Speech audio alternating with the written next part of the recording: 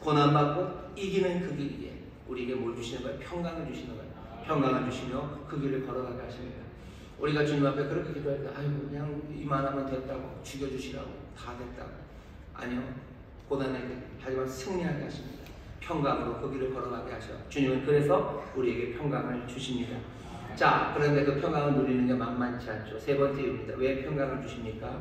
평강을 주시는 이유는 우리에게 사명 감당하게 하시려 하기 때문입니다.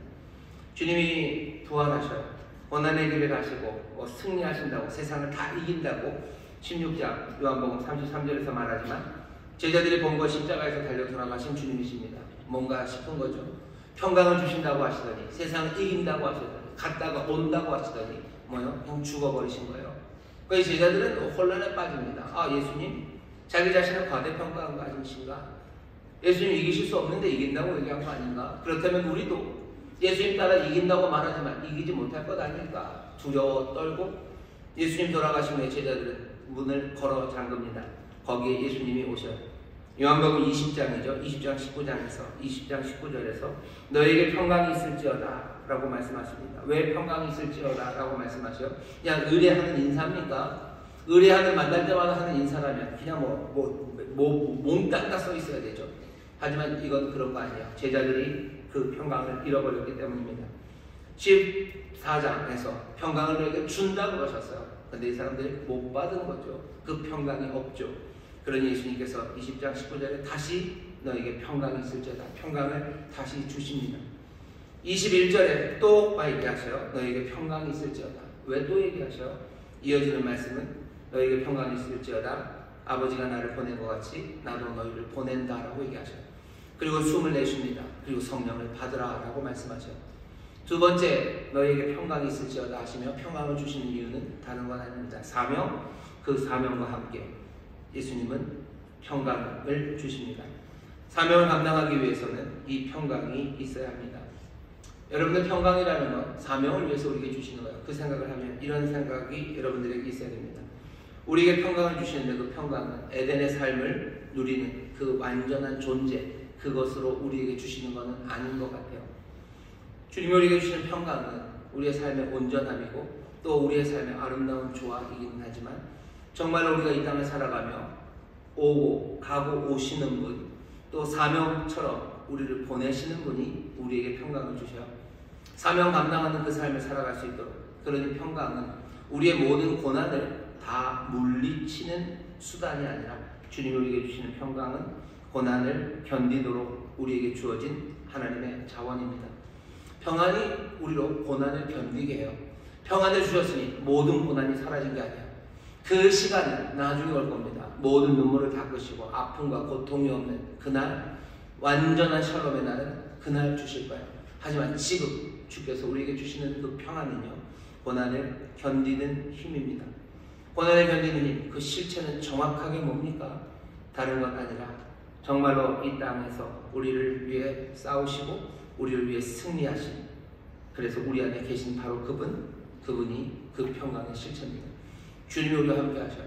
그러니 아버지가 나보다 크다 하시며 아버지를 마음에 품고 정말로 그 안에서 평강을 누리며 자기의 길을 걸어가셨던 것처럼 우리도 우리보다 크시니 예수 그리스도 승리하신 그분을 마음에 품고 우리는 사명의 길을 걸어갑니다. 우리가 이 세상에서 살아가는 동안 평강을 주신다고 하시며 우리에게 내어주신 그분은 자기 자신을 우리에게 주신 분이셔. 내가 주님 모시고 살아가는 겁니다. 내가 그것이 내 평강이 돼요. 그것이 내게 안정을 줘요. 그것이 내 삶의 모든 것에 부족함이 없게 하십니다. 여러분들 이 평강을 주님이 주십니다. 평강이신 자기 자신을 우리에게 주셔요. 여러분 영접하십시오. 그리고 이 땅에서 근심 없고 두려움 없이 한 걸음 한 걸음 우리에게 맡겨주신 사명의 길을 걸어가시기를 주의 이름으로 축원합니다. 이 삶을 살아가는 게 우리들입니다. 요즘 어려운 시절이죠. 정치적으로 굉장히 혼란하고요. 온갖 문제가 우리 주변에 있습니다. 이럴 때 우리는 뭐라고 얘기합니까? 어떻게 합니까? 어떻게 살아야 됩니까? 사람들은 뭐라고 말합니까? 가끔가다 이런 이야기들이 들려요. 이렇게 말하시는 분들 있죠. 주님이 모든 것들을 다 다스리셔요. 그러니 차분하게 기도하고 긴장 풀고 그러면 모든 것들이 다 해결될 거라고. 주님 맡기고 그냥 편하게 살라고. 낙관주의죠. 아주 낙관적으로 말씀하시는 분이 있어요. 어떤 분들은 이렇게 얘기하죠. 아, 가만히 있으면 안 되고 싸움에 뛰어들어야 되고 뭐 변화시켜야 되고 분노해야 된다고 그렇게 말씀하시는 분들이 있습니다. 어떻게 하는 게 맞습니까?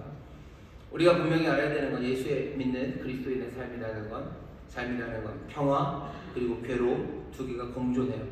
예수를 믿으니 우리는 그냥 완전히 행복하게만 산다라는 이야기는 이건 아니에요. 이건 아닙니다. 이건 절대로 아닙니다. 이건 절대로 아니에요.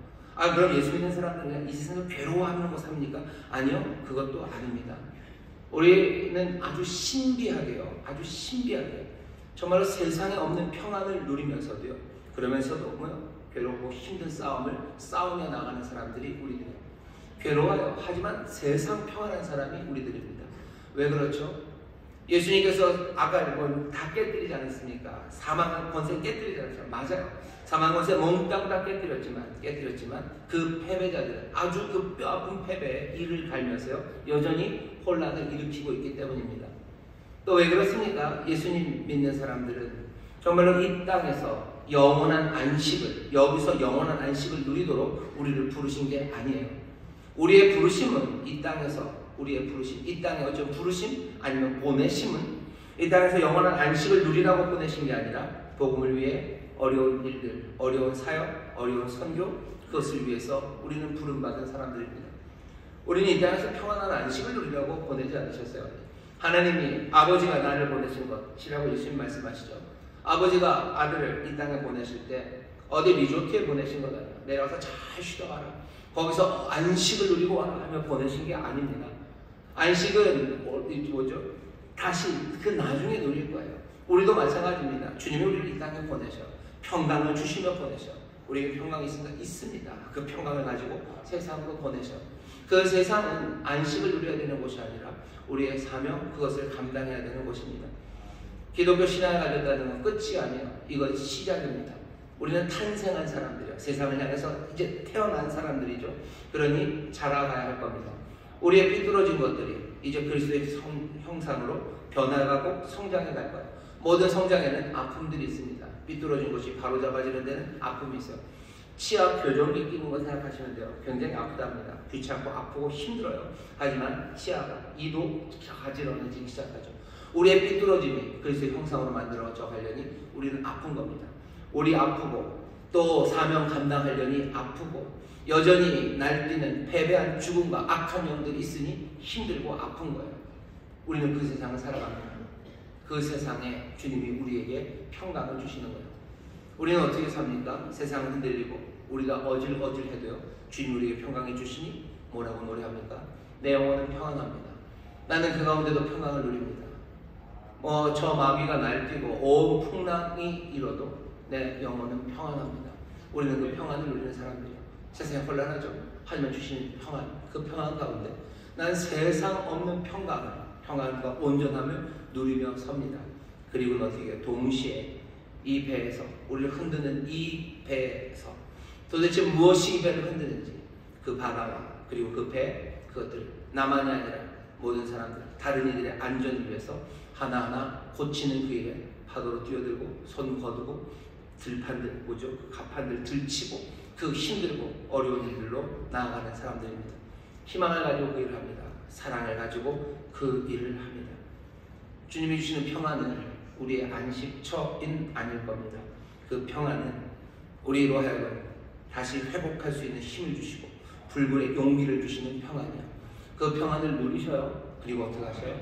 그리고서는 힘있게 희망차게 사랑으로 발벗고 아픔의 자리로 달려나가십시오.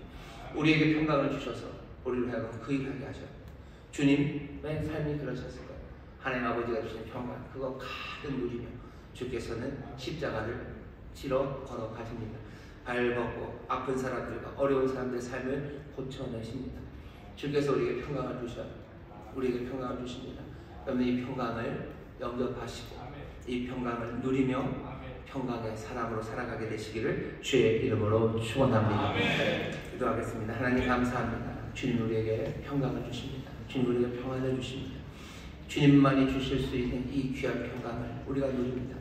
주여 말씀이 우리 가운데 있고 성령님 정말로 우리 가운데 그 말씀을 살아나게 하셔서 다시 한번 걸어가야 될 길들과 놀라운 위로와 아버지 하나님 감사와 기쁨, 희망이 넘쳐납니다.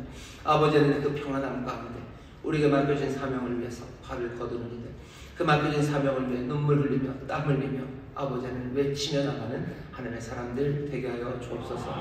아버지 하나님 이 안에 정말로 성령의 도우심이 함께 하실 줄 믿사오고 우리 모든 성도들이 이 일에 서로 격려하며 나가게 하실 줄 믿사오니 성령님 우리를 도우시고 주님 우리 가운데 영광 받아 주옵소서. 감사드리며 예수님 이름으로 기도하옵나이다. 아멘. 이 시간에 통성으로 기도할 때 말씀을 생각하시며 내게 주실 은혜가 뭔지 내가 오늘 깨달은 바대로 살도록 결심하시고 또 도우심을 구할 때 성령께서 또 깨닫게 하시고 꿈을 꾸게 하시고 또 힘과 용기를 더하여 주실 줄 믿습니다. 주여 세 번